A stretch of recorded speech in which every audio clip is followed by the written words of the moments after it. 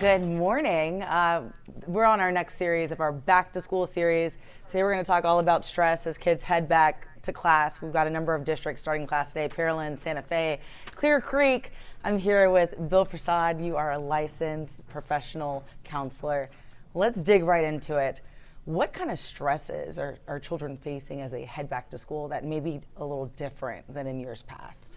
Well, it's different because of the influence of social media, that many teenagers feel that they are on 24/7 and that they have to keep checking their phone to see if there are any updates, how many likes. They have to stay popular, they have to stay cute, they have to stay exciting. So there's a lot of pressure on kids. If you take a look at the top 3 stressors for teenagers, number 1 would be going back to school. Number 2 would be trying to get good grades and trying to figure out what they're going to do after high school. And the last one is a lot of kids feel financial pressure that is also on the family. Wow. Social media, definitely. I'm even thinking about back when I was in high school. I mean, we had MySpace, but not Right. really You didn't have as much. the Instagrams, the Twitters, the pressure to be popular, as you said. Right. One of the teens told me that when she puts her phone in her backpack, it's like carrying around the entire high school student body on her back, that she has to stay vigilant all the time, and that would make anyone nervous.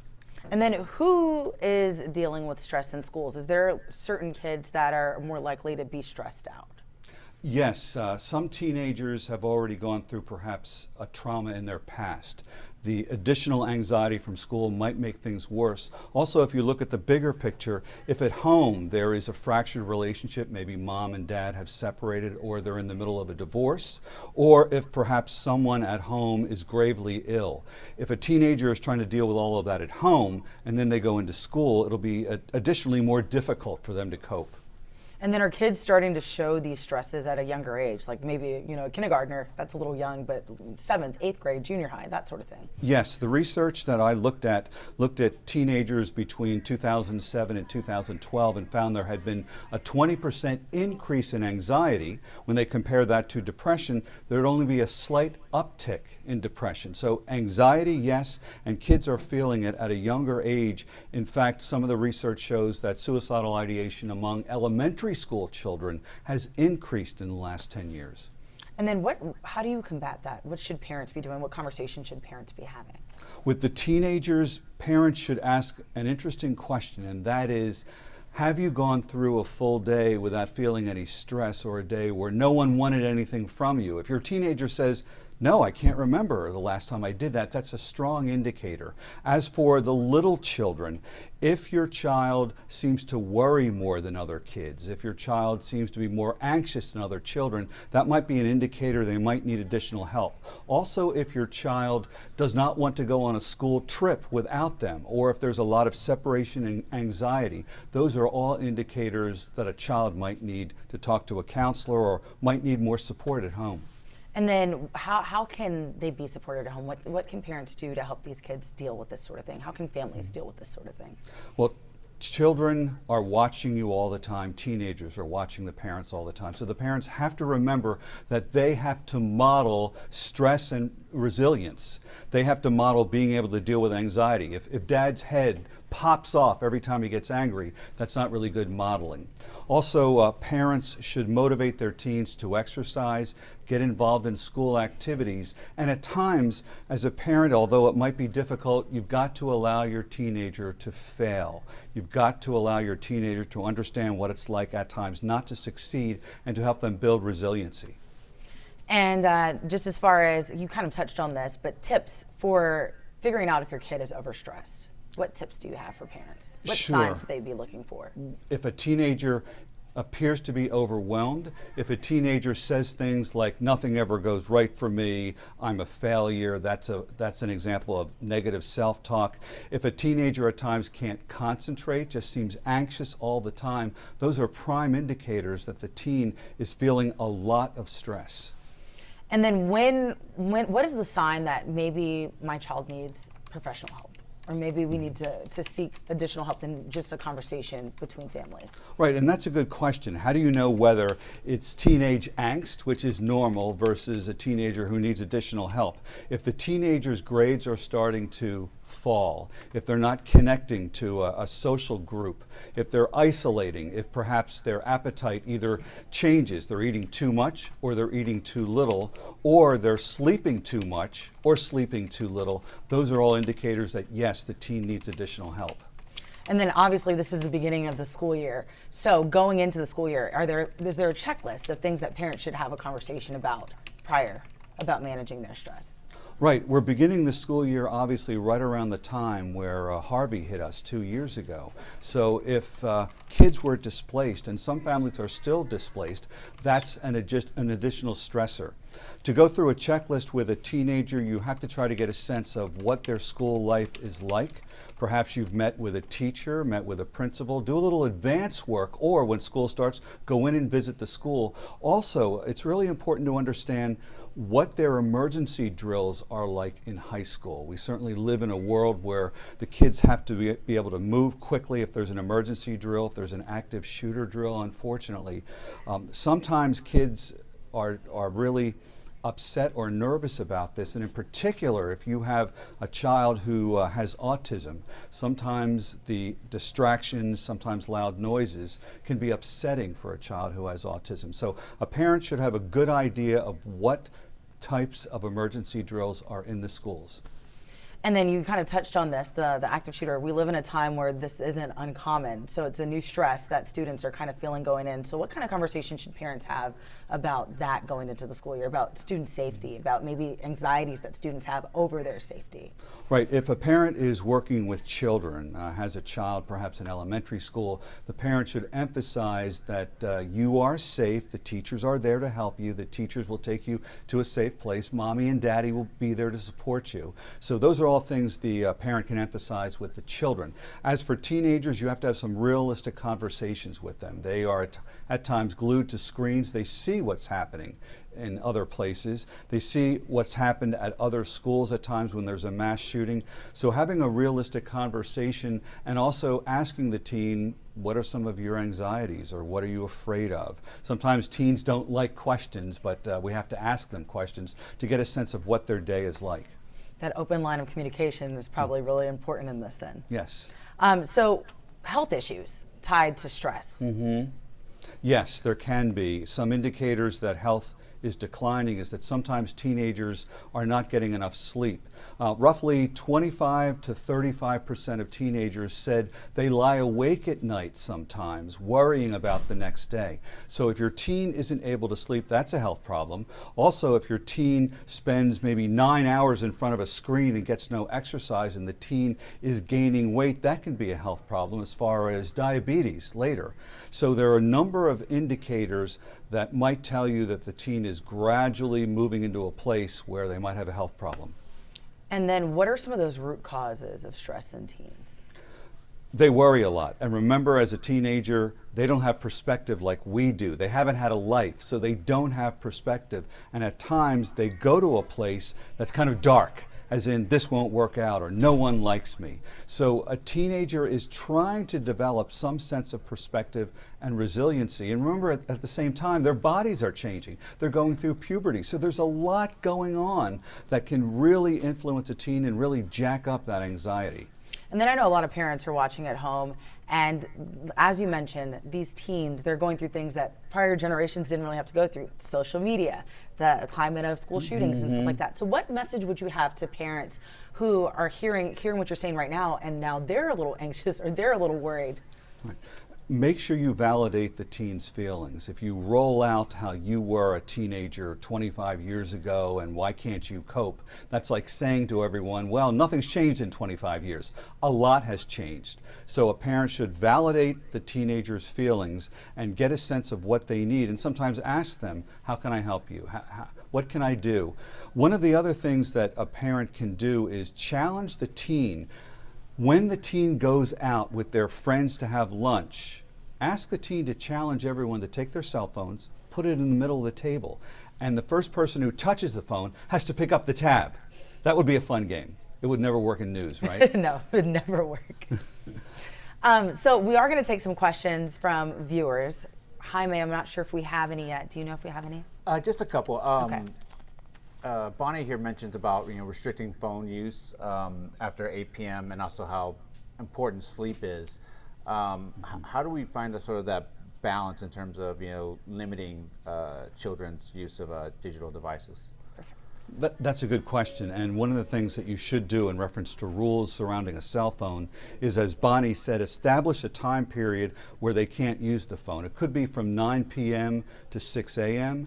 Make sure the teenager doesn't sleep with the phone, sleep with the tablet. There's a lot of research that tells us that the light coming off a phone or a tablet will keep us awake or will prevent us from getting into REM sleep as soon as we need to. If it delays REM sleep in a teenager, they might wake up lethargic, annoyed, and remember that teenagers have to have a lot of sleep. They have to average maybe 9 or 10 hours of sleep a night.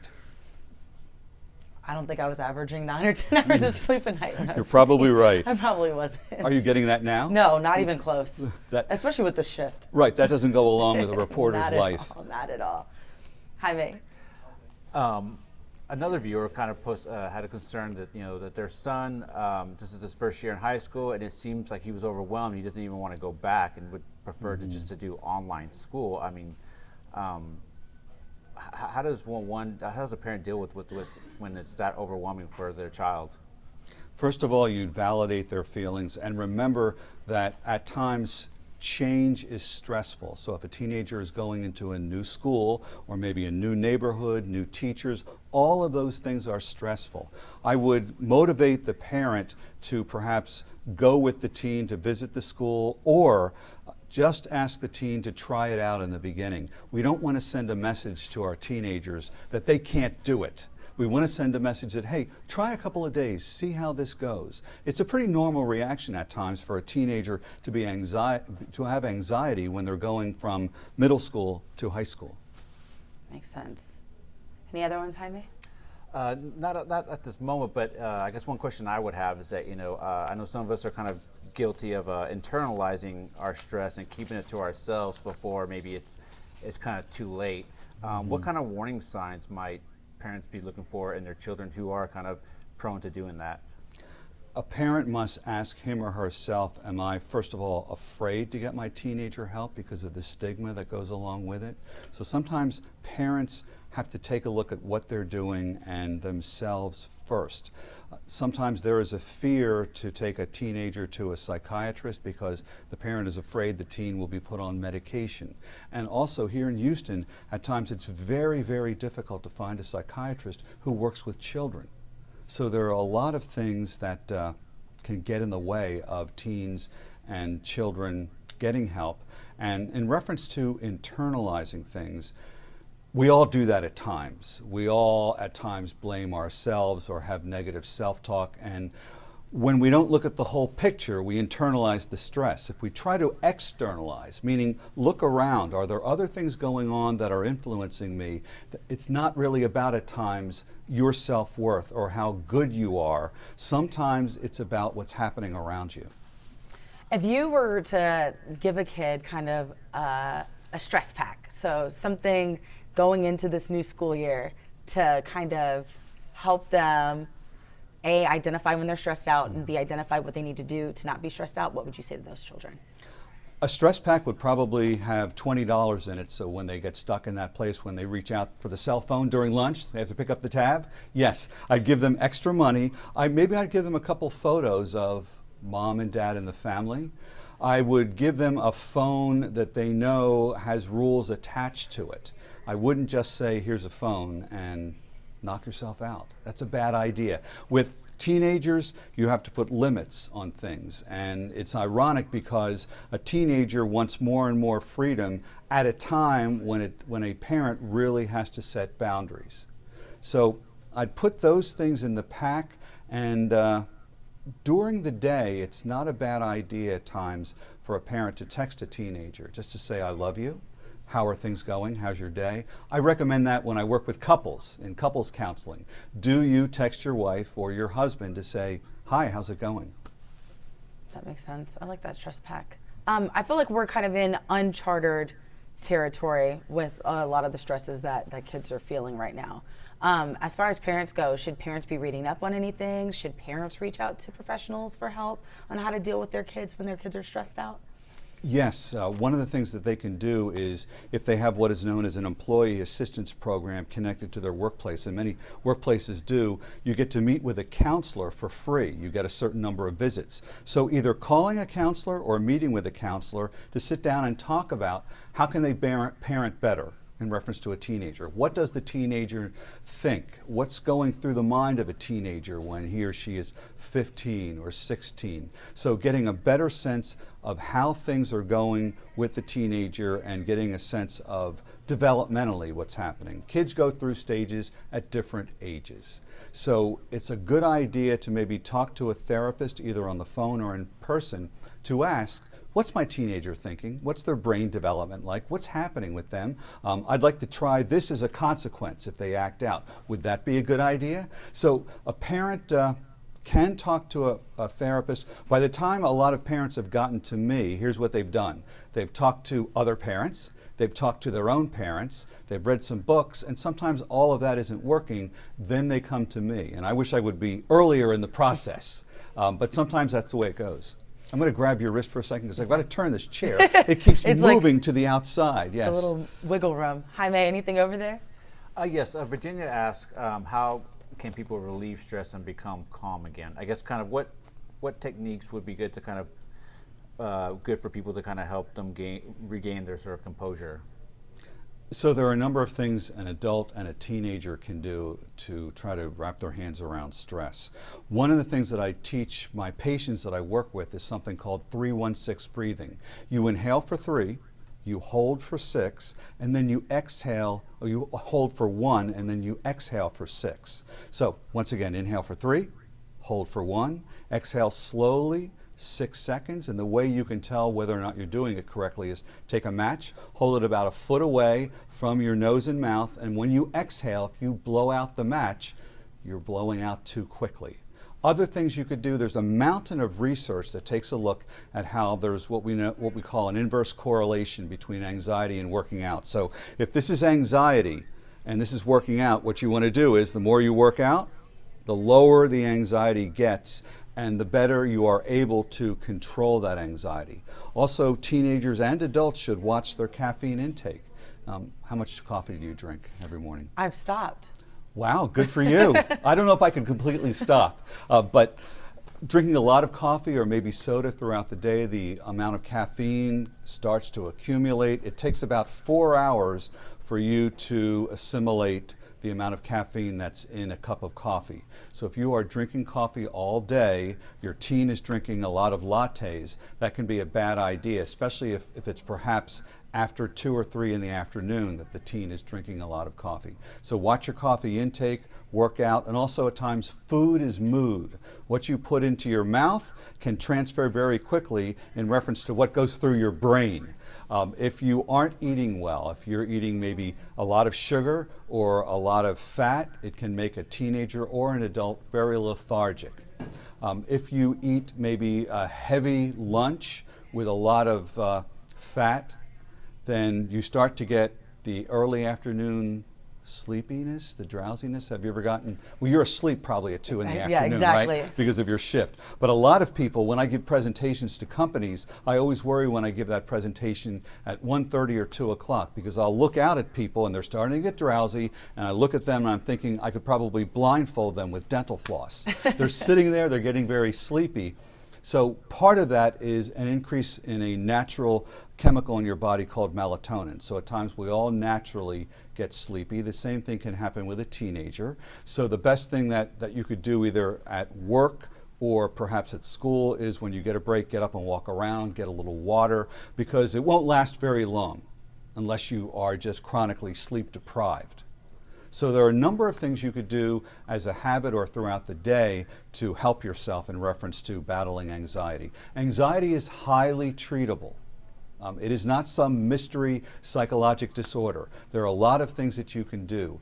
Roughly 1 out of every 4 teenagers could be diagnosed with an anxiety disorder. That's a large number. So we have to teach our kids how to deal with and how to manage anxiety. And I know we've been kind of focusing on the family aspect, the parent, the child, but the school is going to play a role in this too. What kind of conversations should parents have with teachers, with counselors at school, with principals, if they notice that their child is stressed out? Well, you're right. Sometimes it plays out in schools, and sometimes it's the teacher, the counselor, or the principal who recognizes it first. So, first of all, a special needs youngster. If you've got a special needs child, you should connect with the bus driver if they're getting bused to school, the counselor, the teacher, the principal. Get a sense of how things are going to go for that day, and get a sense of perhaps how the child is doing.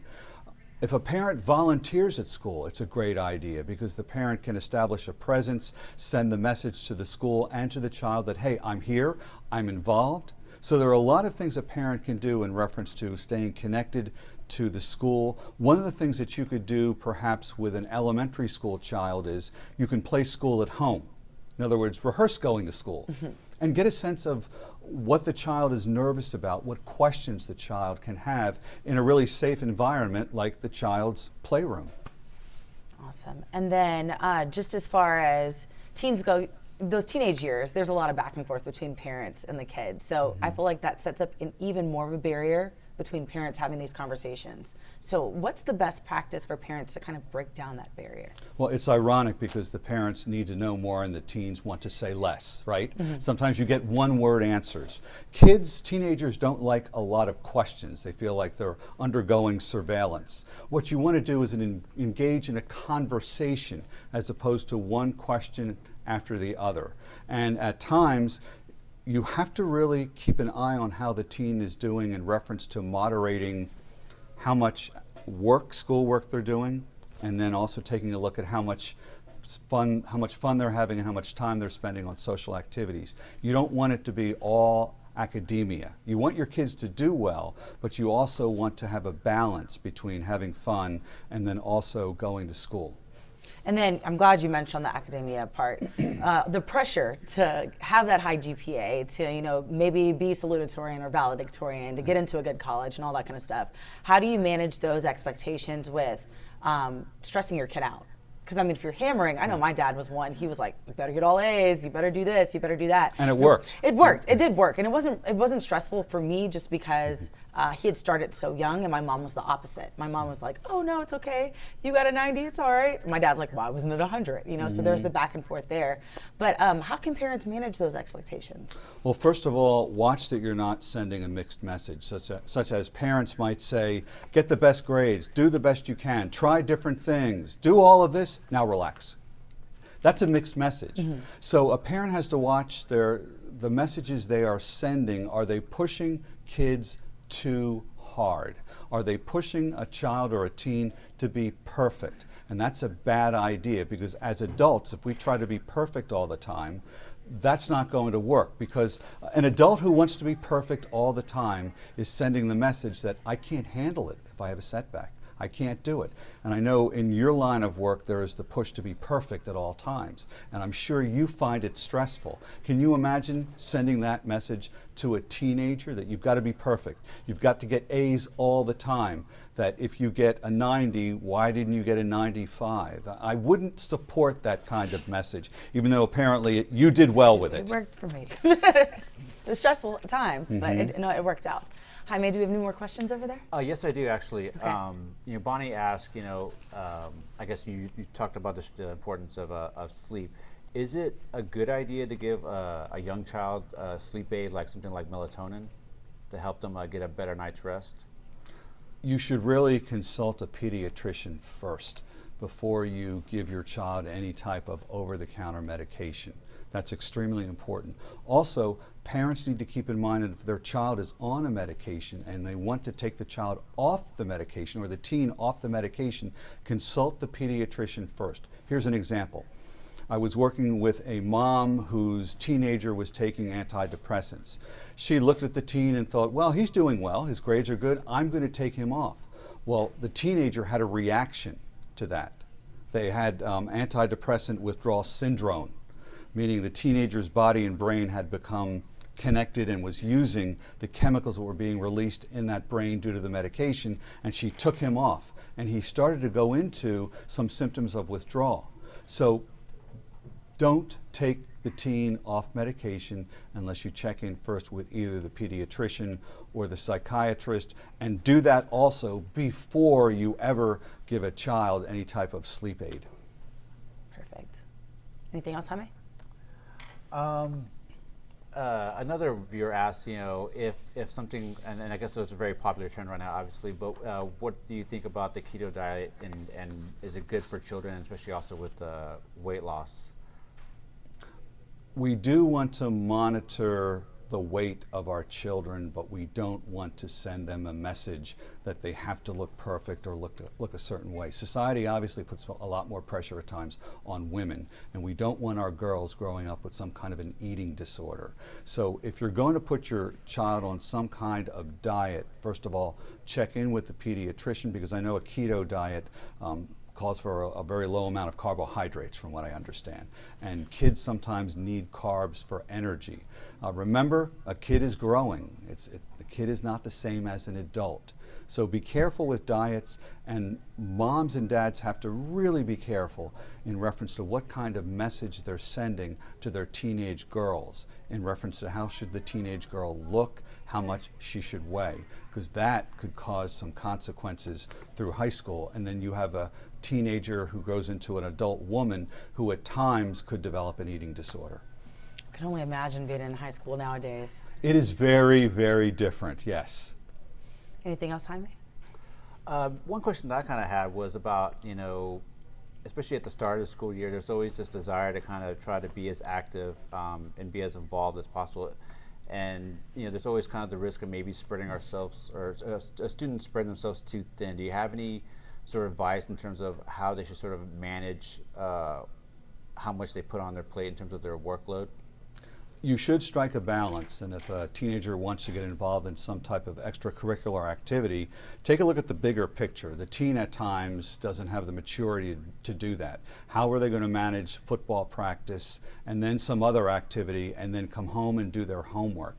Try to get a sense also of what their homework load is like, and can they do well in school and also do well in this extracurricular activity. Also, find out what the teenager does really well, and maybe plug them into that as opposed to an assortment of different activities.